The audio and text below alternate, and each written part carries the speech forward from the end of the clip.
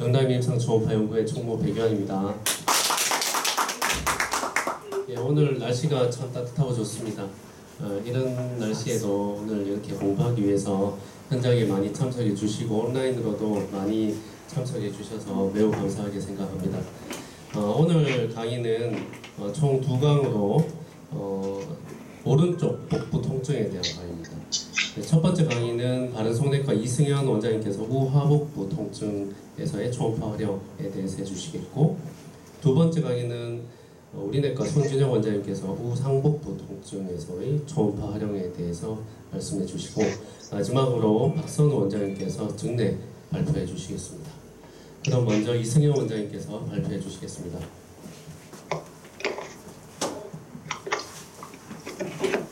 안녕하십니까. 바른송내과 이승현입니다. 오늘 제가 발표드릴 내용은 우하복부 통증에서의 초음파 활용입니다. 부제가 붙어 있는데 주로 중수 위주로 말씀을 드리겠습니다. 우하복부 통증이라고 하면은 일단 여러 가지 원인들이 있겠습니다. 지하의 오리진일 수도 있고, 또는 유럴러지 오리진이거나 또 부인과 쪽 오리진일 수도 있고, 문헌을 찾아보시면 대부분 이런 비슷한 질환들이 이제 정리가 되어 있을 것으로 생각을 합니다. 그 중에 이제 내과 의사가 먼저 임상에서 맞닥뜨리면 이 사람이 앞배일까 아닐까가 제일 먼저 이제 떠오르게 됩니다. 그래서 혹시 배를 진찰하다가 아펜덱토미 자국이 있으면 왠지 좀 반갑기도 하고요. 앞배는 제외할 수 있겠다 그런 생각을 할 수 있기 때문입니다. 그래서 오늘 내용은 일단 앞배를 먼저, 또 좀 초심자 입장에서 어떻게 하면은 좀 더 볼 수 있을까 기초적인 내용으로 보도록 하겠습니다. 앞배 초음파가 왜 어려울까 한번 생각을 해봤습니다. 저도 앞배 초음파가 상당히 좀 벽이 높다고 느껴지는데, 이유는 제가 생각한 이유는 이렇습니다. 일단 앞배의 위치가 너무 다양하다, 찾기가 참 어렵다. 두 번째, 그런 문은 하려면은 일단 완전하게 다 봐야 된다. 시칼 베이스부터 해서 앞배 팁까지 완전히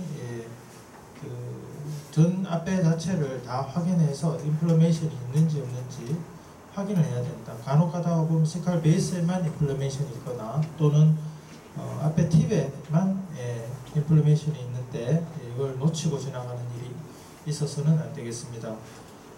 그리고 또한 만약에 내가 앞배인지 아닌지를 확인을 했는데 만약에 앞배가 아니라고 생각을 한다면, 그러면 초음파에서 어떠한 질환을 한 번 더 생각을 해줄 수 있을 것인가, 다이버티큘라이티스일까, 또는 유럴러지 오리진의 유리나리 스톤일 수도 있고요. 이러한 것들을 초음파에서도 어느 정도 밝혀줄 수 있어야 앞에 초음파에 좀 더 용이하게 접근할 수 있을 것 같습니다. 자, 아마 제 심정은 이럴 것 같습니다. 이제 면허는 땄는데, 도로로 나왔는데, 자동차 운전하는 법은 다 들어서 알고 있는데 어떻게 하면은 운전을 잘할 수 있을까? 아마 제 심정일 것 같습니다.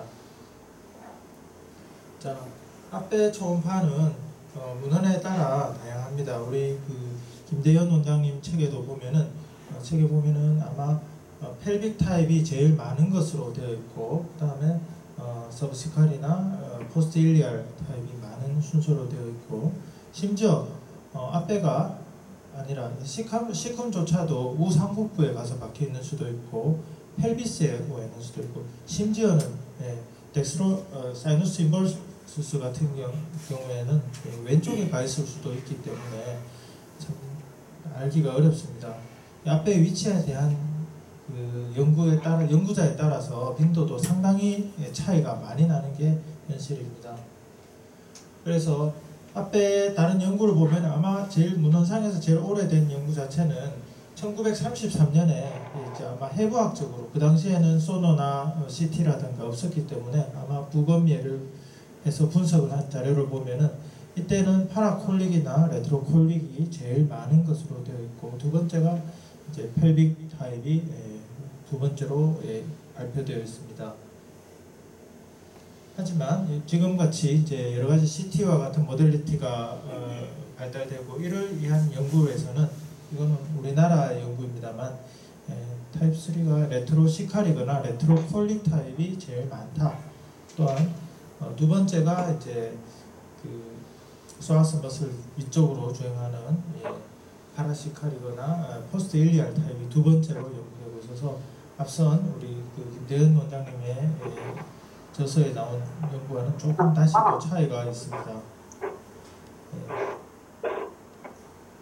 또한 아펜딕스의 로케이션 또한 다른 연구에서 보면은 MDCT를 이용한 연구에서 보면은 142명의 예에서 보면은 앞배가 맥버니 포인트에 정확하게 있었던 경우는 4%밖에 되지 않는다라고 발표가 되었고, 맥버니 포인트에서 3cm 이내에 있는 경우는 한 3분의 1 정도, 그리고 5cm, 3cm를 벗어나서 5cm는 한 3분의 1, 또한 5cm 이상 그 위치, 5cm에서 떨어져 있는, 5cm보다 멀리 있는 경우가 또 한 3분의 1 정도, 상당히 많은 차이를 보이고 있습니다.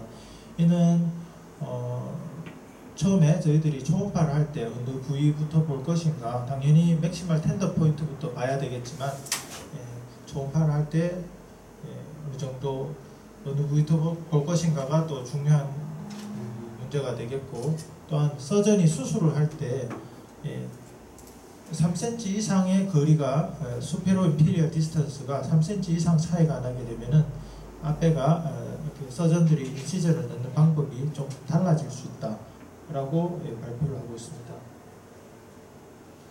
자, 이 많은 것 중에서 앞배를 어떻게 찾을 것인가, 그렇습니다. 소노 문헌상에 나온 발표 초음파의 테크닉을 보시면은 제일 먼저 유명하게 그레이디드 컴프레션, 점진적인 압박법이 소개되어 있고요. 1986년도에 발표된 문헌에 있었습니다. 그리고 그 어버드 그레이디드 컴프레션, 펠빅 쪽에서 위로 점차 올려가면서 컴프레션을 하는 경우, 그리고 그 시술자 검사자의 손으로 환자의 복벽 그 후측을 누르면서, 그러니까 프로브로는 앞쪽을 누르고 손으로는, 왼손으로는 뒤쪽을 누르면서 앞뒤를 같이 압박하면서 보는 방법, 그리고 환자를 왼쪽 옆으로 돌아 눕히면서 보는 방법, 또한 통상적으로 잘 사용하지 않지만 오비지한 환자들에게서는 저주파 탐촉자로 초음파를 확인하는 방법 등이 알려져 있습니다. 자, 유명한 그림입니다. 우리가 점진적으로 초음파를 탐촉자를 압박을 하면서 보는 이유는, 일단 노멀 바울을 글랩스 시키고, 그래서 프로브와 앞배와의 거리를 가깝게 만들어서 좀 더 해상도를 좋게 만드는 방법이 되겠고요. 그리고 정상적인 바울, 특히 터미널 일륨이라든가 이런 경우에 밖으로 밀어내고, 또한 그 바울 가스 자체를 또 밀어내는 방법입니다. 그리고 만약에 아펜디사이티스, 어큐트 아펜디사이티스의 경우에는 앞배가 이게 움직이지 않고 눌러도 이게 모양이 그대로 유지가 되고 월이 두꺼워져 있고 다이아미터가 6mm 이상, 이런 여러 가지 아펜디사이티스의 기준이 발표되어 있습니다. 두 번째로 이와 같이 시쿰이 유리나리 블레더 옆에까지, 그리고 펠비스 쪽으로 많이 내려와 있는 경우에 있어서는 탐촉자로 봐도 앞배가 관찰되지 않습니다. 하지만 탐촉자를 펠비스에 놓고 그리고 위쪽으로 컴프레션을 해서 보게 되면은 이와 같이 앞배가 버테브럴 바디 앞쪽에 위치하거나 소아스 머슬의 메디알 쪽에 위치하는 경우가 있습니다. 그래서 보통 하이 프리퀀시 프로브로 로라인 시쿰이 아래쪽에 위치하는 경우에 있어서는 점진적으로 그레이디드 컴프레션을 하면서 시쿰과 아펜딕스를 눌러서 소아스 머슬이나 또는 버테브라 바디 앞쪽으로 위치를 시키면서 확인을 하실 수 있겠습니다. 그리고 두 번째로 포스티리어 매뉴얼 컴프레션입니다. 말씀드린 바대로 프로브는 복벽 앞을 누르고 왼손 검사자의 왼손으로는 환자의 복벽 뒤를 누르면서 그 프로브와 앞배와의 거리를 단축시키는 방법이 되겠습니다. 주로 오비지한 환자거나 근육이 두꺼운 사람들에게 많이 사용할 수 있겠고, 같이 누름으로 인해서 다른 말로 표현하면 레트로시칼 스페이스 또는 레트로콜릭 스페이스를 단축시킴으로 인해서, 그리고 좀 더 단축시킴으로써 프로브와 소아스 머슬의 엔티리어 마진까지를 거리를 단축시키면 이와 같이 깊은 곳에 심부에 위치한 시쿰 앞에서 이와 같은 펠비스를 확인하실 수 있겠습니다. 또한 환자를 왼쪽 레프트 오블리크 포지션으로 돌아 눕히는 방법이 되겠습니다.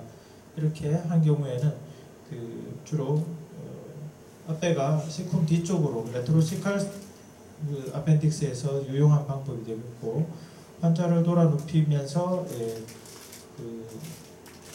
돌아 눕히게 되면은 시쿰과 터미널 일륨이 소아스 머슬의 메디알 쪽으로 이동을 하게 되고, 또한 이렇게 함으로 인해서 레트로시칼 스페이스를 줄여줌으로 좀 더 좋은 영상을 획득할 수 있겠습니다. 포지션을 체인지하기 전에서는 단순 수파인 포지션에서는 이와 같이 시쿰 주변으로 그레이디드 컴프레션을 해도 앞배가 보이지 않았지만, 포지션 체인지 후에는 시쿰이 메디알 쪽으로 이동을 하면서 이와 같이 아펜딕스가 시쿰 뒤쪽에서 관찰될 수 있겠습니다. 또한 말씀드린 바대로 되게 오비즈한 사람이거나 아니면은 펠빅 캐비티 안에 앞배가 위치한 경우에 있어서는 하이 프리퀀시 프로브로는 그 사운드가 깊은 곳까지 미치지 못하기 때문에 이와 같이 로우 프리퀀시 프로브로 변경을 하게 되면은 펠빅 캐비티 내에 있는 앞배 튜블러 스트럭처의 앞배를 확인하실 수 있겠습니다. 또 다른 예입니다. 이와 같이 하이 프리퀀시 프로브를 사용하였을 때는 주변에 팻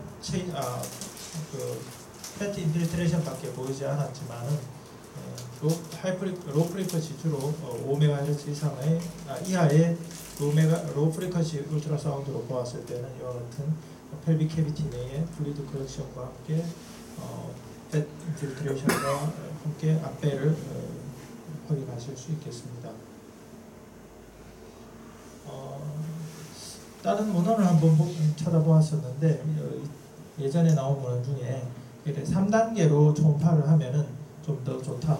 우선 수파인에서 우선 관찰을 하고, 관찰되지 않는다면 레프트 포스트로 오블리크 포지션으로 왼쪽으로 돌아 눕히고 이와 같이, 그 다음에 만약에 여기서도 보이지 않는다면 다시 수파인 포지션으로 돌아와서 관찰을 하게 되면은 음향창이 새로 생기면서 앞배를 좀 더 쉽게 관찰할 수 있다. 그래서 이 방법을 해보았더니 그 전에 비해서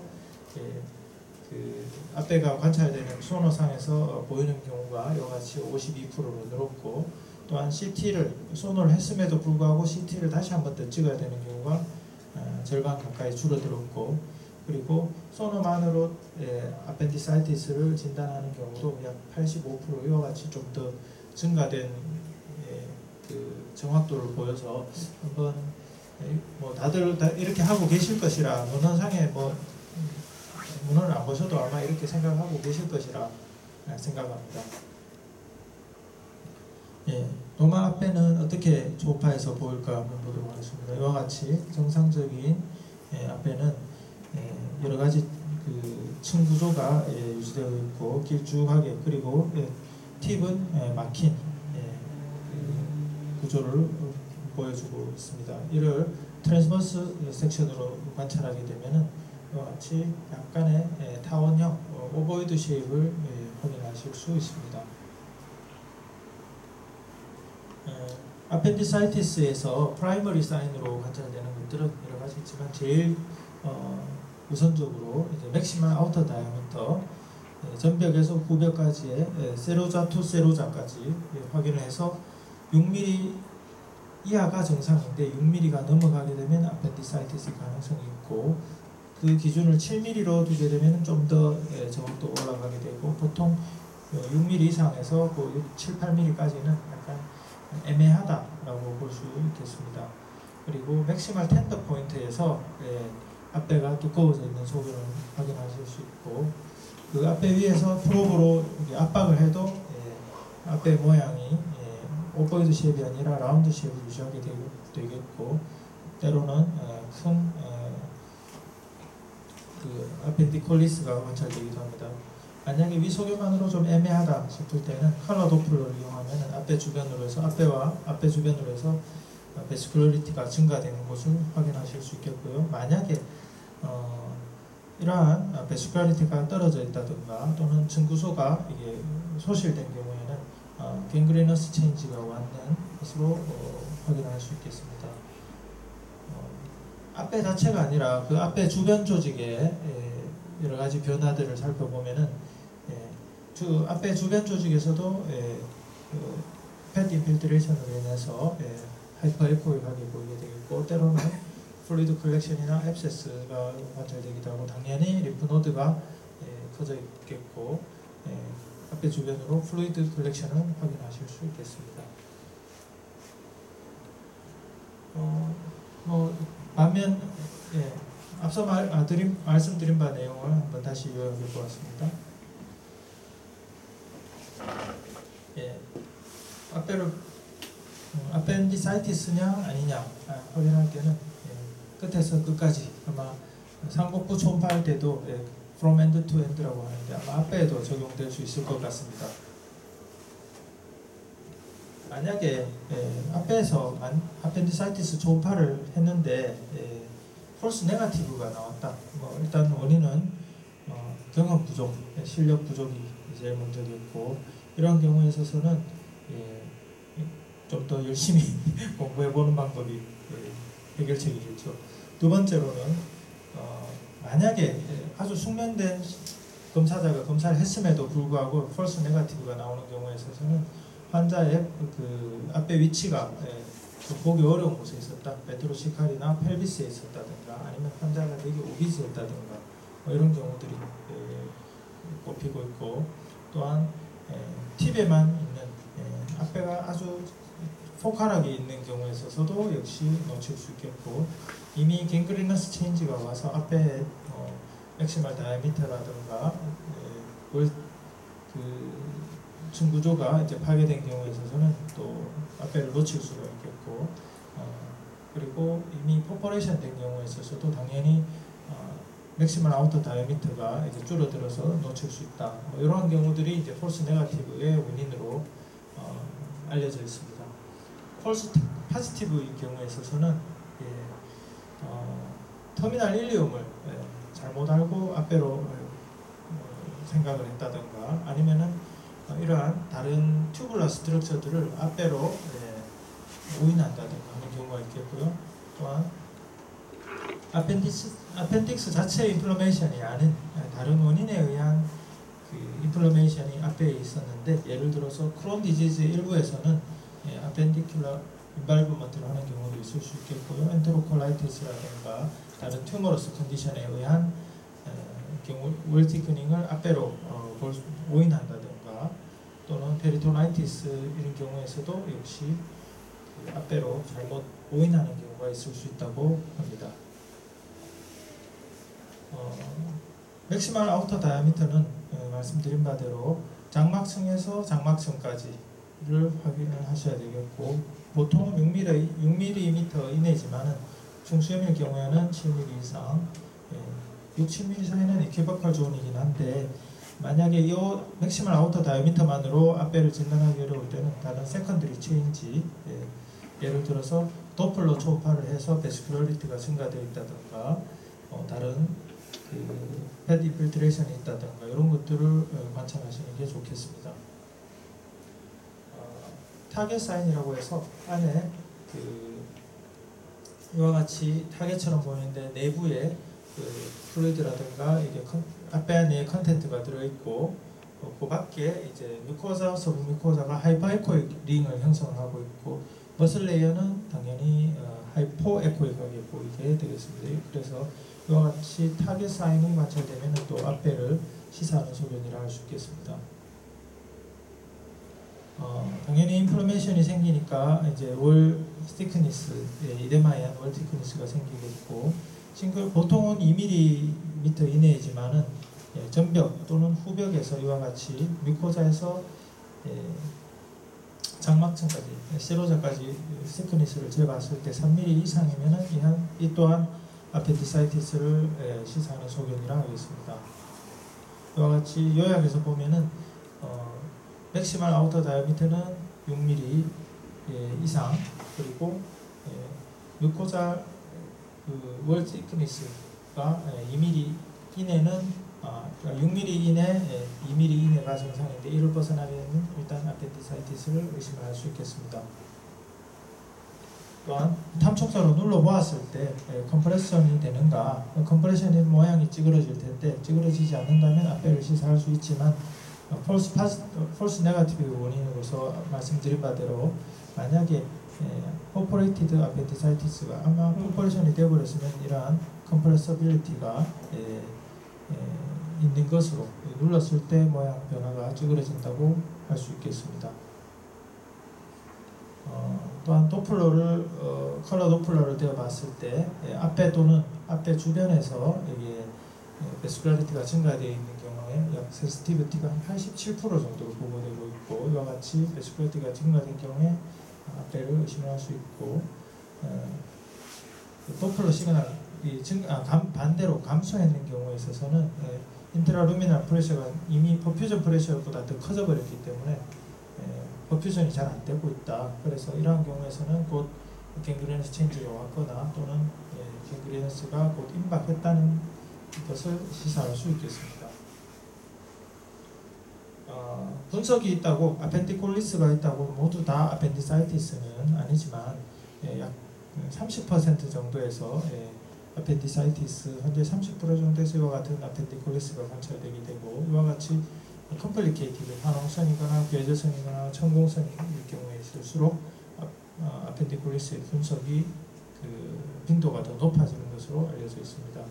또한 이러한 중수 내강의 분석과 앞에 내 가스나 피칼리스와 구분하는 것이 중요한데, 어느 상에서는 가스는 고에코이지만 좀 불균질하고 또는 세그멘탈하게 보일 수 있겠고, 앞에 내에서 또한 후방 음영이 이와 같이 깨끗하게 나오는, 여기서 보면은 지금 아펜디콜리스가 있으면서 포스티어 월이 관찰되지 않지만 가스 같은 경우는 후방 음영이 관찰될 수도 있고, 또한 탐촉자로 또 눌러보았을 때 에어 같은 경우에는 모양이 변형되기도 합니다.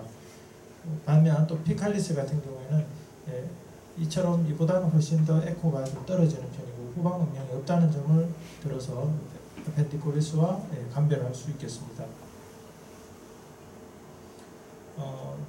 그 다음 소견으로 아펜딕스 주변으로 팻 인필트레이션이 되는 경우에 있어서 이와 같이 그레이스 초음파에서는 주변에 그 하이퍼에코이가 팻이 또 관찰되게 되고, 또한 도플러 초음파에서는 이 주변으로 인필트레이션과 함께 베스큘리티가 증가된 소견을 관찰할 수 있습니다. 이거는 저기 정례 신동호 원장님께서 수술하신 정례입니다. 이와 같이 보면은 아주 깨끗하게 맥시멈 아우터 다이아미터가 한 9mm 정도, 그리고 타겟 사인이 잘 보이게 되고, 그리고 이와 같이 월 티크니스는 따로 측정하시지 않았는데 아마 증가되어 있었지 않을까 생각을 합니다. 오늘 제가 말씀드린 내용은 여기까지입니다.